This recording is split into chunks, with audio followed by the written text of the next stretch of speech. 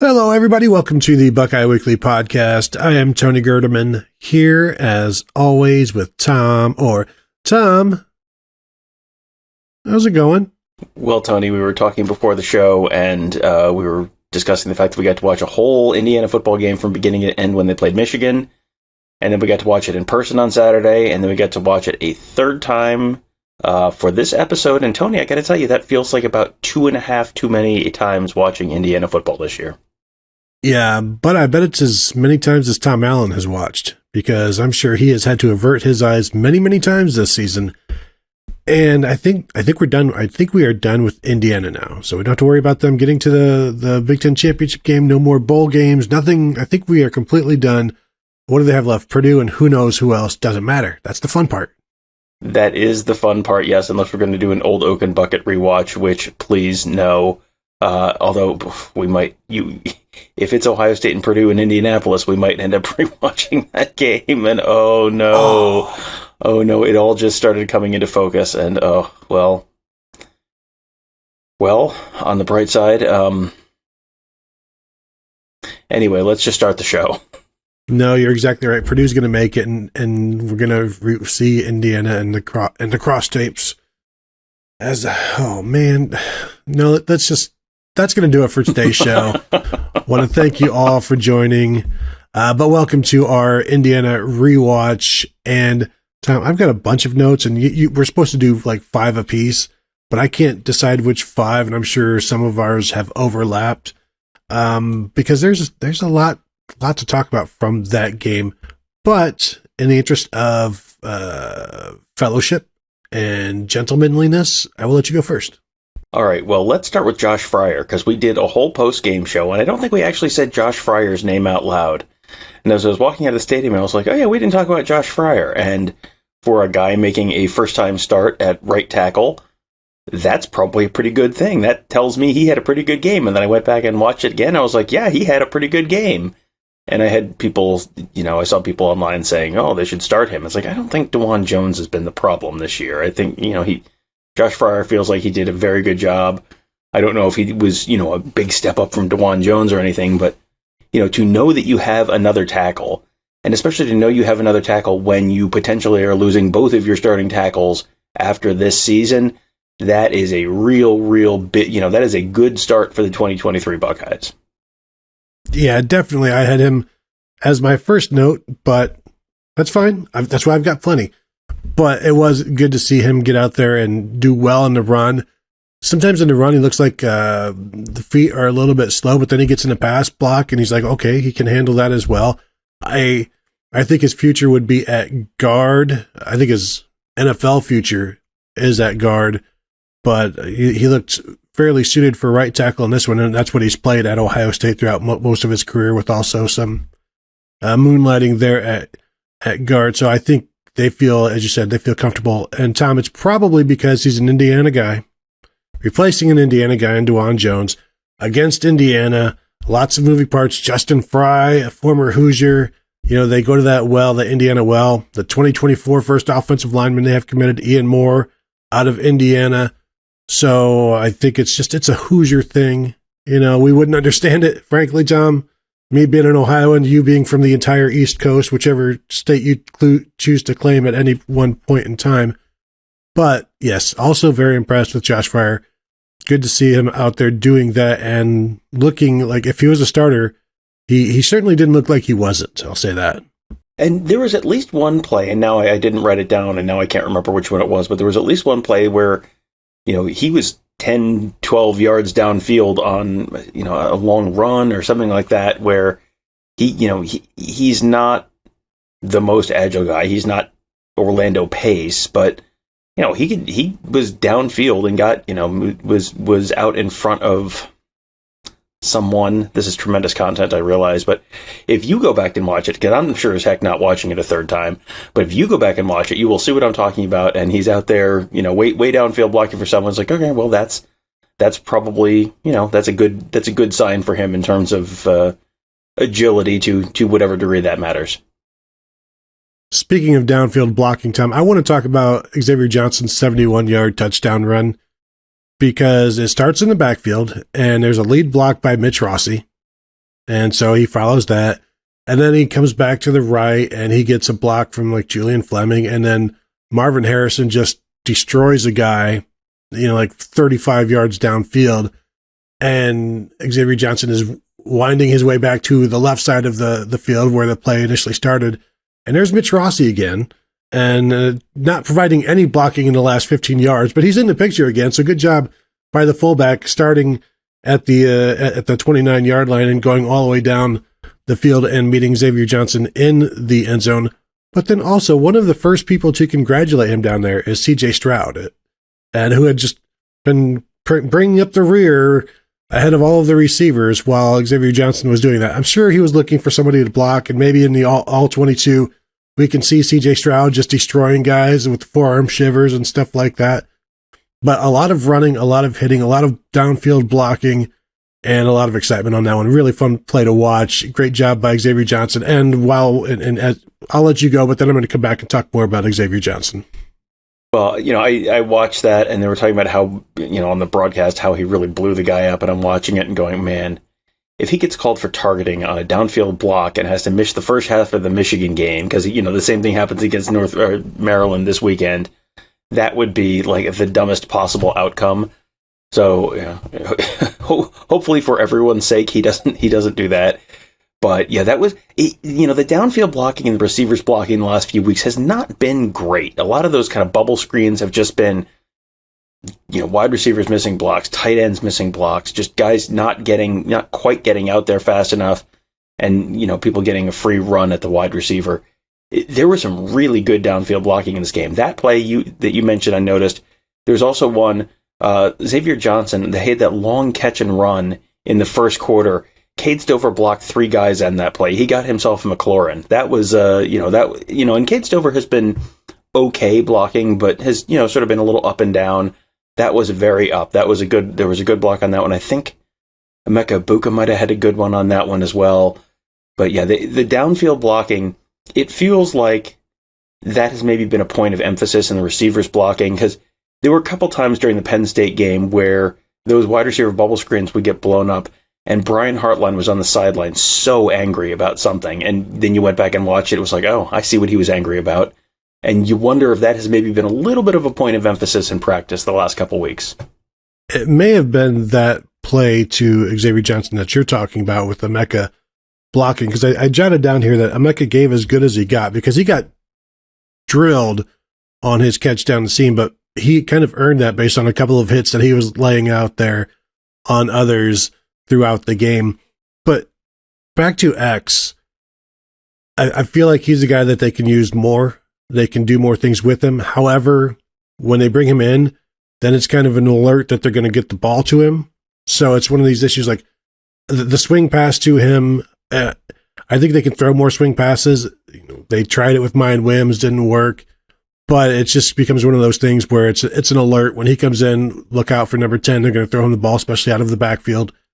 So you have some diminishing returns on bringing him in, and now everybody knows where the ball is going. But if you can find some time for him, because when he's been in, when they've gotten him the ball, and it's not been a lot, he's been effective. And he showed in this game, like he can do some things, and he can do a lot of things. And kind of whatever role you need, he is there for, and he can just switch off and on. He can play slot receiver. He can go to running back-to-back plays. It doesn't matter. So that's a guy that I think you can find a role for. And also it causes some concern defensively, causes some, they've got to worry about him. And where is he now? Why is he here? And then there's always like, why is he there? And that can cause some slowness defensively as well. Well, and that's something you can use to your advantage, too. Like, you can use him as a decoy if you want to. Why is he in the backfield? It means he's getting the ball. Well, if the other team thinks that, and then you don't give him the ball, that can actually work out in your favor.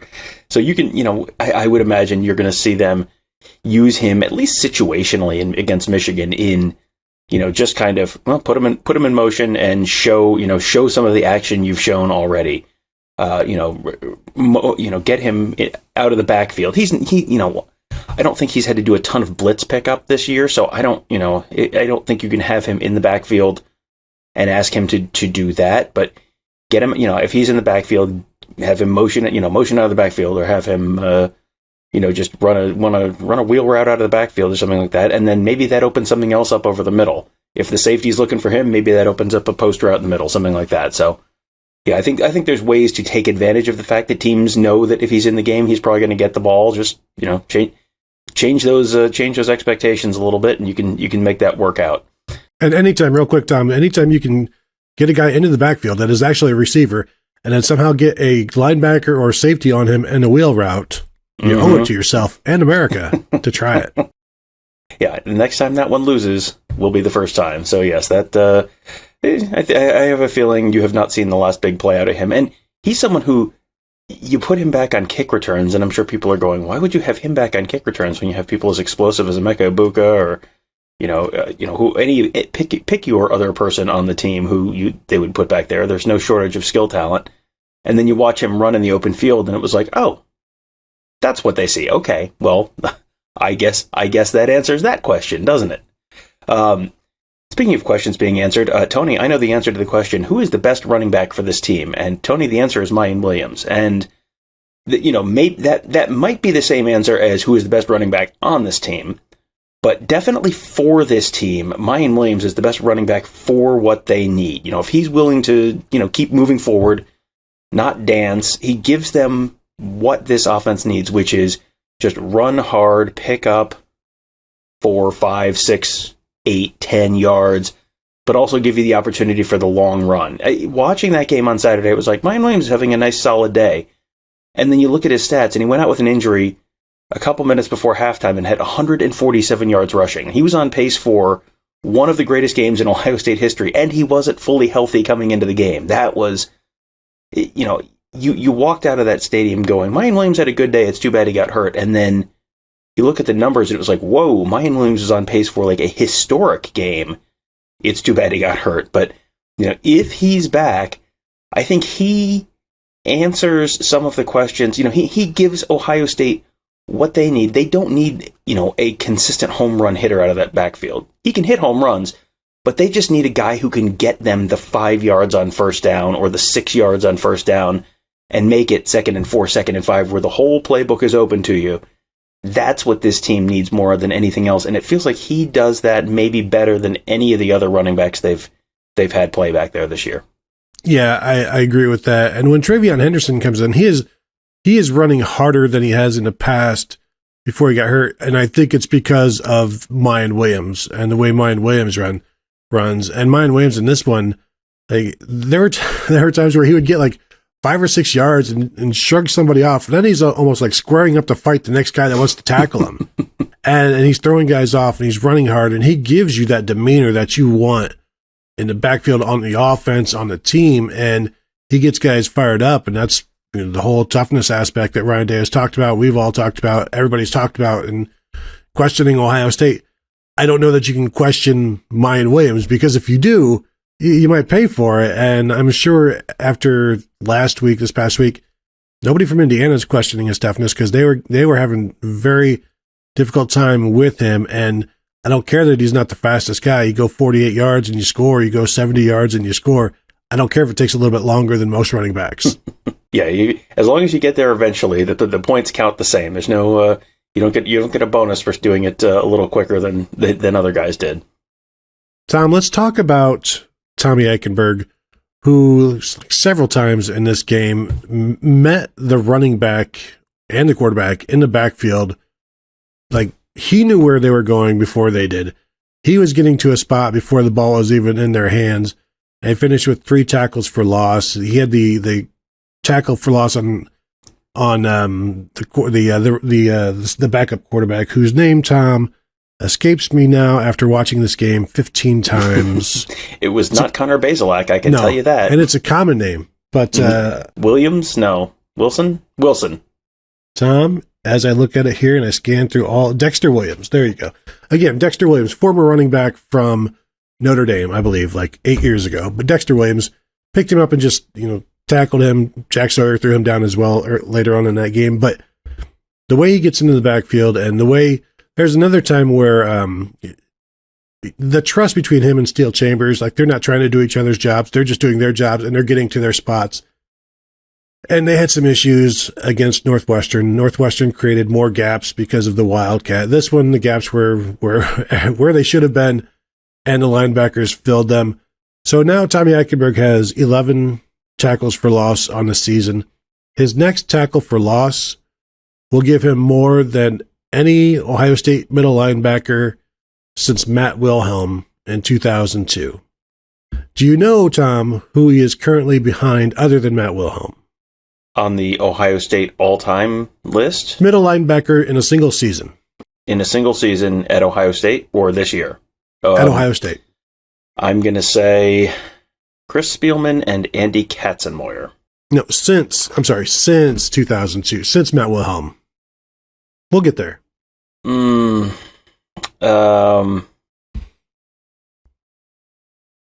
Think of all of the All-Americans at middle linebacker. I think there's one. James Laurinaitis. James Laurinaitis, yeah. It is not. Yeah. In fact, James Laurinaitis. well, then, now I'm mad, so now I'm just going to make you tell me. Brian Roll. Okay. 11 and a half. So the next one that he gets, we'll put him at 12. At Matt Wilhelm, 19 and a half, by the way, in 2002. So that's... Tommy's going to have to get on his horse to get this one.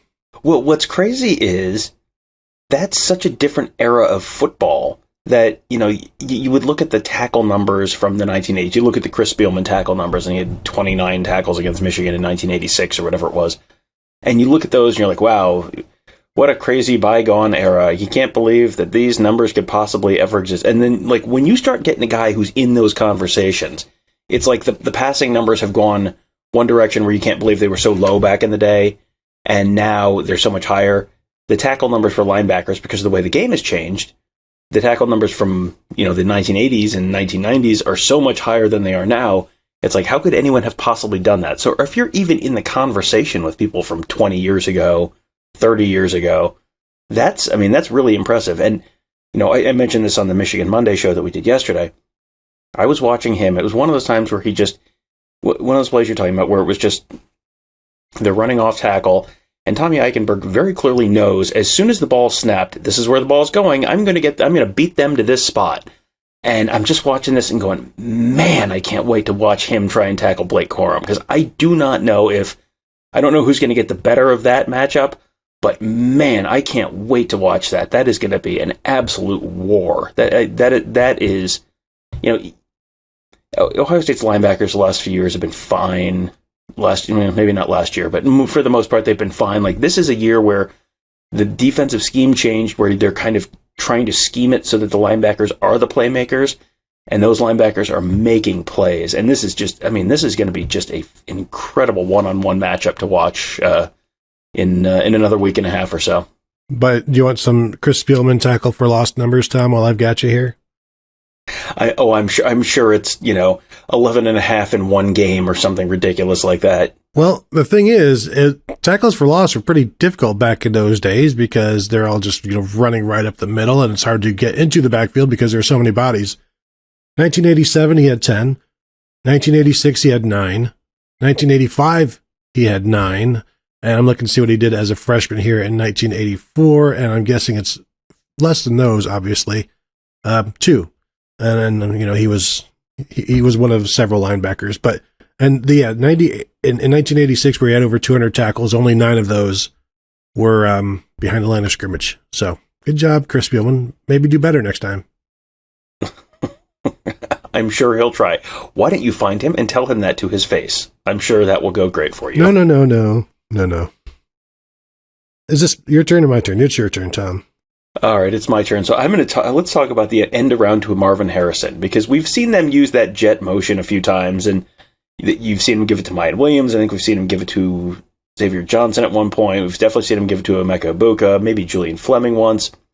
Giving it to Marvin Harrison, that to me, just put it on film. Just put that on film, because if you get all those guys involved, so it's not just if Emeka Egbuka goes in motion, they're sometimes going to give it to him on the jet motion. Now anyone who goes in motion, maybe it's going to them. And the other thing is, if teams are overloading Marvin Harrison's side, which you're maybe seeing a little bit now, but you might see more in the future, if then you put him in motion and he's running, across the formation and maybe takes the football and maybe doesn't, boy, that's going to open some stuff up behind him, isn't it? Because and then if he takes it and you get guys trying to run through the formation to follow him, or you have him going left to right, and the defense goes left to right, and then you sneak someone out to the left, and you might have a whole lot of green grass in front of you. I saw that and went, oh, that's going to pay off at some point. I think it was an okay play. It wasn't a huge play or anything like that, but it was just one of those things where it was like that. You're going to see that again at some point. You're going to see something off of that play at some point that turns into a very big play.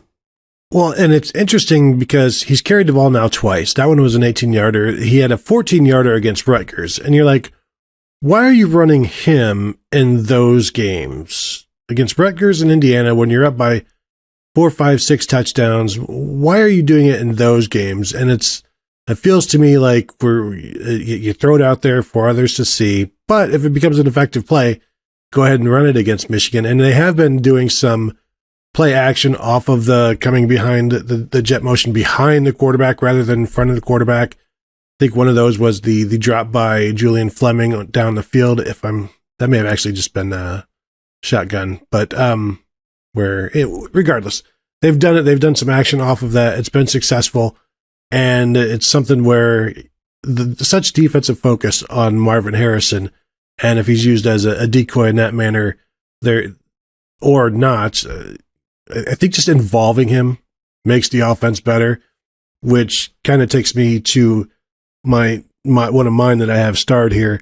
Singling Marvin Harrison is dumb, and you shouldn't do it. And watching the times where he ran deep on this and CJ just couldn't quite get it to him, like just overthrown, and seeing how Michigan's corners, have had some issues covering somebody deep downfield. I just don't think you can throw it to him enough against Michigan. As many times as you can pass block, I'm not saying throw everything to him, but if he's singled up, man, what is the worst thing that can happen throwing to Marvin Harrison other than he disjoints his knee by completing a catch on the sideline and getting a toe in bounds? Well, there was the one where CJ threw it downfield and threw it a little behind Harrison, and Harrison kind of also got shoved.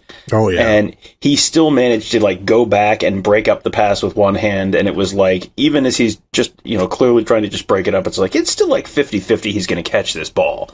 And, he did break it up effectively, and it could have been 15 yards or pass interference, but yeah, I'm with you. Just anytime he's one-on-one, that should basically be an automatic. If he's one-on-one, throw him the ball. Just throw him the ball.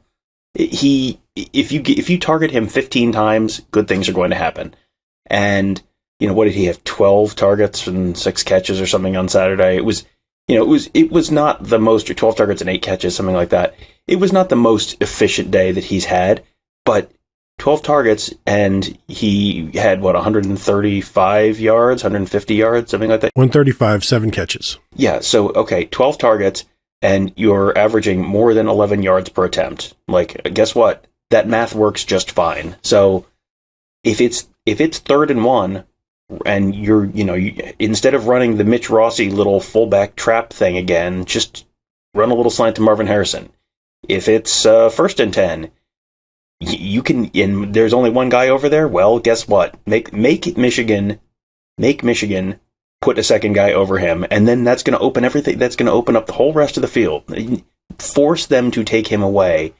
And even when they have 2 guys over there, what if you throw it to him occasionally? Then even, are you betting against Marvin Harrison catching the football? Because that is, after what you've seen from him this year, it's just put the ball in anywhere in his catch radius, which is enormous, and just see what happens. You don't have to do it. If he's constantly being bracketed, okay, that's fine, but that's going to mean you got numbers elsewhere. Watching the TV broadcast after I got home, just watching some of it here and there, and to hear Joel Klatt say that Marvin Harrison is the best player, non-quarterback, that he has covered doing this. In the years he's done this on TV, I thought that was a pretty crazy statement, and not crazy that you're wrong, but to say that about anybody when you're saying he's the best player I've seen doing this. And for a quarterback to say, obviously non-quarterback. We know it's a former quarterback thing. You're not going to say other positions are better than a quarterback, but to throw him on top of that pedestal, I thought that's some high praise. No matter what you may think about TV broadcasters, I mean, we all see Marvin Harrison doing what we're doing, and it's good to see other people recognizing it as well. Yeah, and you keep hearing the hype for him, and it's potential future number one pick, best wide receiver I've ever seen. You hear people who are not just like randos on Twitter, but like actual people with football pedigree saying this stuff, and it's just kind of like, yeah, I mean, and we've all kind of been thinking it for a while, like this seems like this where this is trending, and it has continued to trend in this direction. So, yeah, man. What would his numbers look like this year with a healthy Jackson Smith and Jigba on the field? I mean, he's had to, he hasn't exactly carried the offense. They've got other wide receivers, but man, he has had to shoulder a larger portion of the burden than you would if you had a Jackson Smith and Jigba out there to draw coverage away. If and when Smith and Jigba comes back, man, oh man, this could be a really, really, really, really interesting offense. As it is, this is like one of the great what ifs in Ohio State football history. What if Jackson, what would the numbers look like if Jackson Smith and Jigba was playing this year along with Marvin Harrison and Emeka Buka and everyone else? All right, my next one. We watched, because we did the Michigan Monday show yesterday, and we are doing the rewatch show. I just ended up sitting down and watching those two games back to back. And after watching Michigan try to throw the ball downfield, and then watching Ohio State throw the ball downfield, it's like Ohio State makes it look so easy. And it's the receivers are so good, and Stroud is so good, and he didn't have any pressure. And, we'll see how much pressure Michigan can get on him, if they're not in obvious passing situations and 3rd and 10 kind of situations. If it's 1st and 10, 2nd and 4, and Michigan can't get pressure, that's going to be a problem. I think Ohio State just makes it look so easy in a way that no one Michigan has faced all season has even come close to being able to do it. And Michigan is one of the very best teams in the country. They have a 5-star quarterback, and they can't do the things that Ohio State does. And just watching those two games back to back, it really just kind of drove home how remarkable the Ohio State passing offense is this year. Because, we're watching it every week, and it's just like, another 6-touchdown performance for CJ Stroud. Oh, only 5 touchdowns this week. Oh, kind of a bad week. Not even 300 yards. Sir, what is wrong with you? And then you watch everyone else trying to do it. It's like, oh, so not everyone can do that? Okay, well, that's interesting. Yeah, and I'm sure it's extremely noticeable when you watch those games back to back. I had a DM from, let's give him some credit here, at Charlie Blitt, who sent me some information from Pro Football Focus regarding J.J. McCarthy and deep passes. And I'll just read some of these to you, Tom. Out of 149 quarterbacks with at least 15 attempts of 20-plus yards downfield, J.J. McCarthy ranks 94th in completion percentage at 34.4%, 95th in yards per attempt at 11.4 yards per attempt, and 75th in NFL passer rating. So he is below average in everything except for, I guess, the passer rating on attempts of 20-plus yards downfield. And if I turn quickly to my page, I believe he was 0 for 4 or 5 on passes more than 30 yards downfield in Saturday's game. And it's just credit to them for trying, because they know I think they know they have to have that for Ohio State. And so they're trying, but it's just not happening. And we've already spent one show talking about it, but just, I told Charlie Blitt that I would go ahead and get that in Michigan Monday, and then I forgot. And so I wanted to throw that in there. Thank you for allowing me to segue into that. There you go. What a team we make. But yeah, that is Michigan runs the ball so much more consistently than Ohio State has on the whole this year, but Ohio State throws the ball so much better than Michigan does. And it's just one of the million things that makes this game that's coming up next weekend so interesting. What's your next one? My next one, Tom, let's maybe in that vein, I thought it was it's a good sign for Ohio State that they can face two different types of offenses in the same game and do well against both. And again, Indiana's offense is terrible. So that's the baseline here. But they go in preparing for a quarterback that has thrown the ball 50 odd times per game, and Connor Bazelak has thrown it 66 times in one particular game. Now, all of these throws are short for the most part, so you're preparing for that offense. And then after, 3 series, he gets benched, and they bring in Dexter Williams, who is a different quarterback, and they had to do some read option stuff, and they had to prepare to adjust to that. And I thought they did both very well. And, Indiana was able to run the ball a little bit. They hit some deep shots, which is a concern, where the first one they hit with Dexter Williams, and then there was another one down the middle where some safeties had some issues that I think, those two big plays in the passing game with Dexter Williams is a concern. But you see them stop the run well. They had the 44-yarder, I think, on an end around, so that is what it is. But between the tackles, they're doing well. Handling a different type of offense to start the game than they did to finish the game. That's a sign of a versatile defense that can do a bunch of different things. We saw it against Northwestern to go out there and change up pretty much completely what they were doing and go from Lathan Ransom to Josh Proctor to a run defense, that sort of thing. Good sign all around that they can do. They're not just a one-trick pony, but against Michigan, they may have to be. It's just going to be a different kind of trick.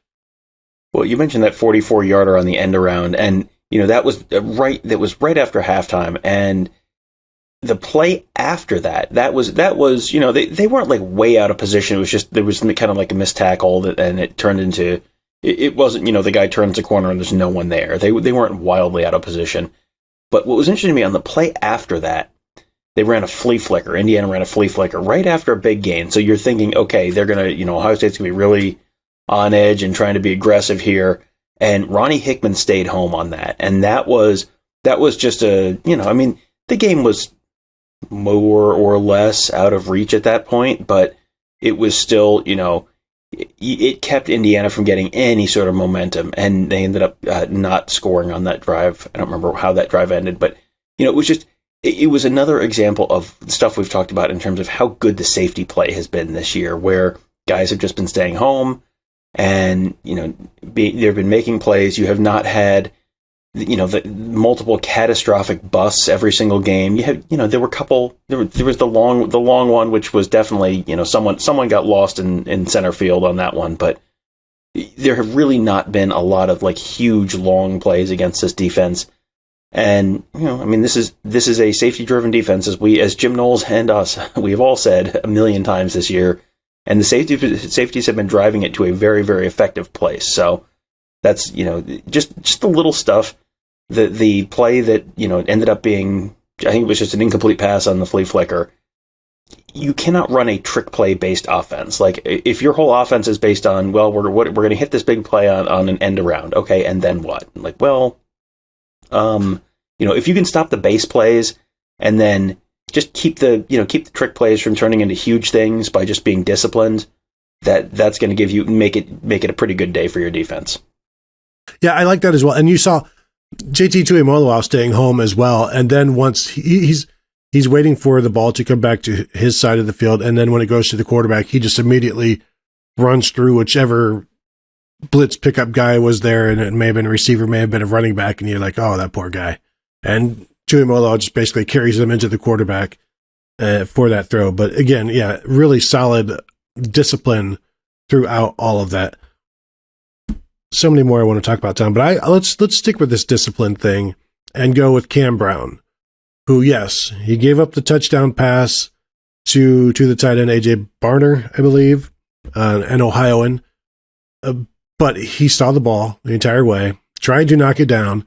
He knocked down 2 other passes, including a 50-50 ball in this game. The largest part of the issues that Ohio State corners had earlier in the season on these deep passes and these 50-50 balls was not locating the ball. Cam Brown was locating the ball all over the place today, so that was fantastic. Or Saturday. I promise you, we're not recording this on Saturday. But he was locating the ball and he was knocking it down, and so that was really, really good to see from him and from the corners as a whole. And these are guys who are in and out of the lineup. Cam Brown has missed like 5 games this year, so he came back strong, and they need to continue to come back strong and be strong on the field, knocking those passes down and maybe not getting lost looking into the backfield like maybe J.K. Johnson did on that first broken play. But, and again, I don't know exactly whose fault that was. Maybe Ross has already told you, Tom. But just good to see Cam Brown breaking up passes, and you need confident corners, and I know corners always say they're confident, but they go through slumps at times, and if they're not going through a slump and they're feeling their oats, that makes the defense better. Well, and, this is a team that has had to do it with just a real patchwork corner unit all year. It would be interesting to go back and look at how many corners have, the number of corners who played the most snaps in the game, who were the 2 corners who played the most snaps in each individual game, and how many different combinations there are this season, because it feels like the answer might be like 8 different combinations through the first 10 games or so. But, another week where, okay, there's no Denzel Burke, and that's fine. And Indiana's passing offense is not incredible, but it was, Ohio State made their passing offense look not incredible without Denzel Burke out there. It feels like Jordan Hancock has really come on. It feels like Cam Brown is playing really well right now. Jair Brown is starting to come along where, it feels like they might be okay with him being out there a little bit in big moments. J.K. Johnson has been okay this year. He's had his good moments and his bad moments, but there's if your number 4 corner is like, well, he's been okay, like that's fine. You can live with a number 4 corner that's just okay, because guess what? Everyone's number 4 corner is just okay. That's life in life, even at the top of the FBS level. So, if you do have a healthy Denzel Burke, and you have a healthy Cam Brown, and you have a healthy Jordan Hancock, and then J.K. Johnson and Jair Brown there as some depth, like that feels like that's a pretty darn good corner unit. And then you got a pretty good safety unit behind them, and I think Ohio State's going to be, for a team whose defensive weakness felt like it might be deep passes, I think the Ohio State coaching staff has to be feeling a little bit better about that now than they did, 4 or 5 weeks ago.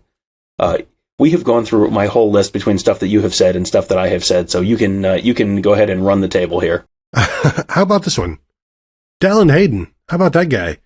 He is really good at what Ohio State needs, and that's just, don't lose yards, get upfield on the stretch plays. He's able to find the right hole. Runs hard, just is very efficient at what he does. They don't need some flashy guy jump cutting and dancing around and reversing field. They just need to follow the blocks, stay ahead of the chains, just go get 5 yards, and then you got, whether that's on first down or second down, if you can get 5 yards somewhere in there, CJ Stroud in the running and the passing game can take care of the rest. So really good job by him. They don't need flash, and he has some, but no reason to go all fancy. Like just be the utility guy, get some yards, keep the chain moving, keep everybody happy, and hold on to the ball, and you'll get more and more carries. Exactly. Yeah, he's a little bit like Miyan Williams in some ways. He's not quite as big as Miyan Williams, but he will just go and, when he gets the ball, he's going north-south. He's getting upfield, and, very quickly he has 3 or 4 yards, and then he usually keeps going after that. But, if you can just get 3 or 4 yards every time, that's not a bad result. If it's, lots of 3s and 4s and 5s, that's fine. If you're consistently just keeping the offense kind of on schedule, that's fine. That's really all this team needs, because they're going to be able to throw the ball plenty. They don't need to live and die with the run game in the way that Michigan kind of does, and a lot of other Big Ten teams do. You just need to have the threat of the run be enough that opponents are forced to respect it and can't just sit on the pass. And I think he is way ahead of where I expected him to be this year. I thought for sure, with a couple real veteran backs coming back, and even after Evan Pryor got hurt, it felt like he was going to be the typical 36 carries for 230 yards kind of season, and he's been way more than that. And he's been great with hanging on to the football, and it feels like that the coaching staff is at the point where they trust him that if he had to be the starting back at Maryland, I don't think they would view that as a, well, here's a thing we have to work around. I think that would just be, okay, well, here's the guy who's starting, and, things should be fine. He has as many 100-yard rushing games this year as Travion Henderson. And Henderson had 3 as a true freshman last year, and Hayden has 2 this year. And I don't see him getting a third, but I wanted to ask you this. If he is the guy against Michigan, I don't feel like that's a lost cause for Ohio State. I think he can do some things there. Yeah, I still think Miyan Williams is the best running back for this team, but Dallan Hayden is not a bad option. I think Dallan Hayden can get them what they need him to get. He's not going to be a Blake Corum 29 carries a game guy right now, but they don't need that. They just need him to be, if he has 12 carries for 4.5, 5 yards a carry against Michigan, I think that's perfectly fine. If he has to be the starting running back for that game. But, Ohio State obviously would be better off if Miyan Williams and or Travion Henderson was back. But yeah, I don't think Dallan Hayden would be, like, oh boy, this is going to be a massive problem if they have to lean on Dallan Hayden in this game. Couple more notes I have here. CJ Stroud wants to run the ball. You can see he wants to be successful at running the ball. The long run where he stepped out, you see how angry he was. You see him pulling the ball a couple of times in this one where maybe he probably should have just given it and let somebody else go get that one or 2 yards. But he wants to show people. He wants to go get those yards. He's heard the criticism. He's not trying to prove people wrong, I don't think. He's just trying to show, and maybe he is. Maybe I'm contradicting myself. Like he wants to run. He wants to prove that he's tough, but I don't think it's because of like any one particular person. It's probably all of the voices that you can be heard as this collective voice, the people that doubt him. You're soft, even though he's probably the toughest player against Michigan last year, getting pounded and then continuing to get up and complete 70% of his passes for 400 yards. So that was one other thing. And then Luke Whippler getting away with a hold on Miyan Williams' long touchdown run, I believe. I figure, Tom, if the best way to get the running game better is to hold until they start calling it. Just, you've got the pictures of JT Tuimoloau being held. Hold until they call it. And if they don't call it, your offensive line is doing awesome. Well, that feels like that's kind of been the way a number of teams have approached things this season, which is, just hold on offense on the line, hold the receivers on defense, the old they can't call them all defense. It feels like that's sort of what people are doing and just sort of challenging the officials to throw the flag. So, if it doesn't get called, I guess it's not holding. So, yeah, that's, kind of not the most sporting way to approach things, but if it works, it works. As for Stroud running, he talked after the Northwestern game where he had a couple long runs, and multiple times talked about confidence, his confidence to run the ball, and I think that might be it. I think he just he couldn't do it, didn't want to do it, wasn't doing it, and then when they needed him to do it, it was like, okay, I can do this, and you knew he could do it. You saw him do it against Michigan State in 2020. He just hadn't really had to do it a whole heck of a lot since then. It was sort of the same thing with Dwayne Haskins, where, ironically, as we're going to getting ready to go to Maryland for the penultimate game of the season before a top 5 showdown with Michigan, it was kind of the same thing with Dwayne Haskins in that Maryland game where he ran for 3 touchdowns or something like that, and a bunch of right at the end of the game, and 1 or 2 in overtime, and it was the same thing where he didn't run, and people were saying, why doesn't he run? And then he started running, and then once he started running, he was like, oh, I can run. And then he ran, and it was, made some really big plays for them. It feels like CJ Stroud has kind of figured out, oh, okay, I can do this.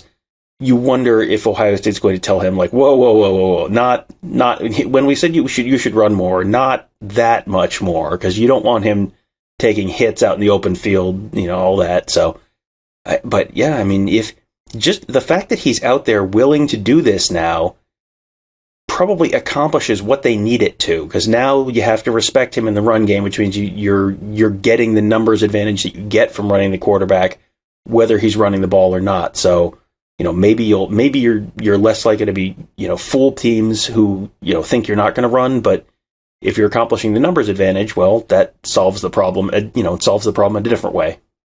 Yeah, and if the coaches have to tell them to calm down a bit, it would be like, you go to a karaoke bar and you're terrified. I really don't want to sing a song. I don't want to be up on stage. And then you finally go up there and you kill it. And you're like, you immediately run to go put another song in, and you do another song. And then you're like, I want to go put a third one in. Your friends are like, let's just enough of the karaoke right now. Sir, you just sang Jolene twice. Let's settle down, okay? I thought you were going to be like, sir, this is the Wendy's. I don't care. I will karaoke wherever. I had a picture of what Reggie Bush on the sideline and almost tweeted out, he said something weird and I started to say, sir, this was a Wendy's. And then he got very excited. But then I was like, you know what? That's not, I'm just not going to, no.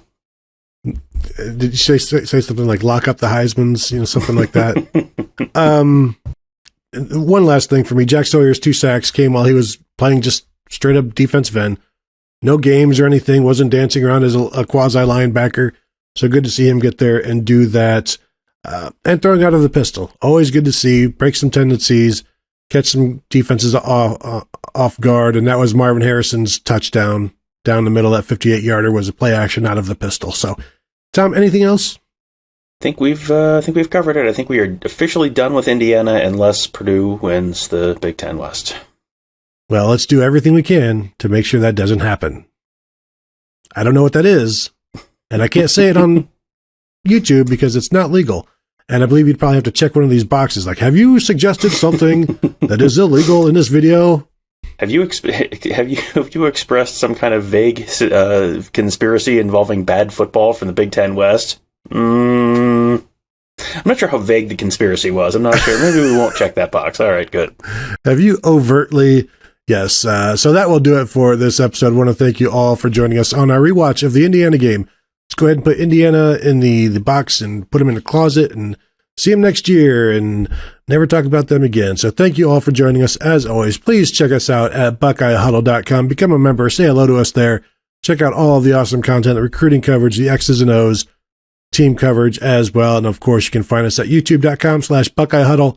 Hit subscribe, hit the thumbs up, hit the bell to be notified when we drop videos, go live, streams, all kinds of stuff. And we have got some things planned. So subscribe now.